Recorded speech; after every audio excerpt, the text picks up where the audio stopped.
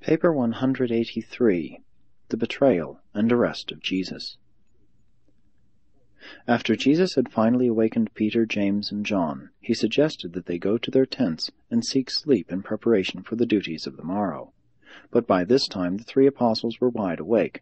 They had been refreshed by their short naps, and besides, they were stimulated and aroused by the arrival on the scene of 2 excited messengers, who inquired for David Zebedee, and quickly went in quest of him when Peter informed them where he kept watch. Although 8 of the apostles were sound asleep, the Greeks who were encamped alongside them were more fearful of trouble, so much so that they had posted a sentinel to give the alarm in case danger should arise. When these 2 messengers hurried into camp, the Greek sentinel proceeded to arouse all of his fellow countrymen, who streamed forth from their tents fully dressed and fully armed. All the camp was now aroused except the 8 apostles. Peter desired to call his associates, but Jesus definitely forbade him. The Master mildly admonished them all to return to their tents, but they were reluctant to comply with his suggestion.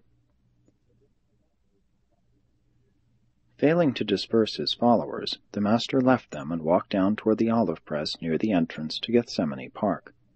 Although the 3 apostles, the Greeks, and the other members of the camp hesitated immediately to follow him, John Mark hastened down through the olive trees and secreted himself in a small shed near the olive press.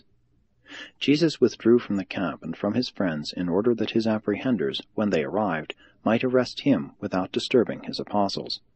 The Master feared to have his apostles awake and present at the time of his arrest, lest the spectacle of Judas's betraying him should so arouse their animosity that they would offer resistance to the soldiers and would be taken into custody with him.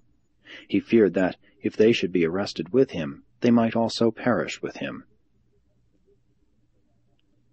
Though Jesus knew that the plan for his death had its origin in the councils of the rulers of the Jews, he was also aware that all such nefarious schemes had the full approval of Lucifer, Satan, and Caligastia, and he well knew that these rebels of the realms would also be pleased to see all of the apostles destroyed with him.